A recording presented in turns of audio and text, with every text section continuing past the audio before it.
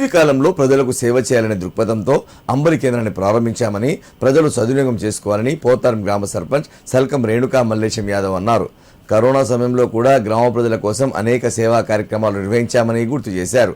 రానున్న రోజుల్లో గ్రామ ప్రజలకు సేవలు చేయడానికి తాము ఎల్లప్పుడూ ముందుంటామన్నారు. సిద్దిపేట జిల్లా దుబ్బాక మండలం పోతారం గ్రామంలో తన సొంత ఖర్చుతో అంబలి కేంద్రాన్ని గ్రామ సర్పంచ్ సల్కం రేణుకా మల్లేశం యాదవ్ ప్రారంభించారు. ఈ సందర్భంగా మాట్లాడిన ఆయన గత 6 సంవత్సరాలుగా గ్రామంలో వేసవి కాలంలో ఉచిత అంబలి కేంద్రాన్ని నిర్వహిస్తున్నట్లు ఆయన తెలియజేశారు. గ్రామ ప్రజల ఆశీస్సులతో ఈరోజు అంబలి కేంద్రాన్ని గ్రామంలో ప్రారంభించడం సంతోషంగా ఉందన్నారు. ఈ అంబలి కేంద్రాన్ని గ్రామ పరిసర ప్రాంత ప్రజలు ప్రతి ఒక్కరూ సద్వినియోగం చేసుకోవాలన్నారు. మాజీ సర్పంచ్ గడీల జనార్దన్ రెడ్డి మాట్లాడుతూ గత 6 సంవత్సరాలుగా గ్రామ పరిసర ప్రాంత ప్రజల కోసం వేసవి కాలంలో అంబలి కేంద్రాన్ని సల్కం రేణుకా మల్లేశం యాదవ్ నిర్వహించడం ఎంతో హర్షించదగ్గ విషయం అన్నారు. ఇలాంటి సేవా కార్యక్రమాలు రానున్న రోజుల్లో గ్రామానికి మరెన్నో చేయాలని ఆకాంక్షించారు. ఈ కార్యక్రమంలో గ్రామస్తులు పాల్గొన్నారు. ప్రతి సంవత్సరం అంబలి ప్రోగ్రాం మా మల్లేశం, మా సర్పంచ్ రేణవ ప్రతి సంవత్సరం లాగా ఈ సంవత్సరం కూడా ప్రారంభించడం జరిగింది. మా పోతారం గ్రామంతో పాటు చుట్టుముట్టు గ్రామాల్లో అంబలి చాలా ప్రజలకు ఆకర్షిస్తుంది.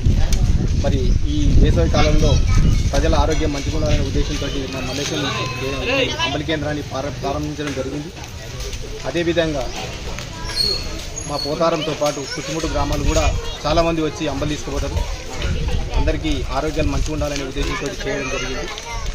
ఇది మా మల్లేశం కుటుంబానికి దేవుడు మంచిగా చూడాలని చెప్పి సందర్భంగా ఈరోజు ప్రారంభించడమైంది.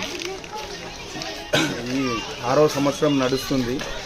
ఊళ్ళో కూడా బాగా సహకరిస్తారు, వాళ్ళని కూడా కలుపుకొని పోతాము.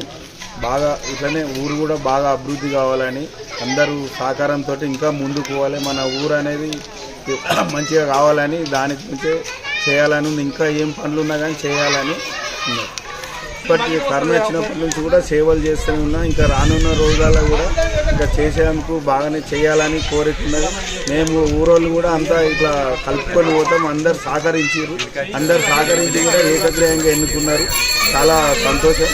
చాలా రుణపడి ఉన్న ఊరుకు ఇంకా చాలా పని చేయాలి. నేను దాని గురించి చేయాలని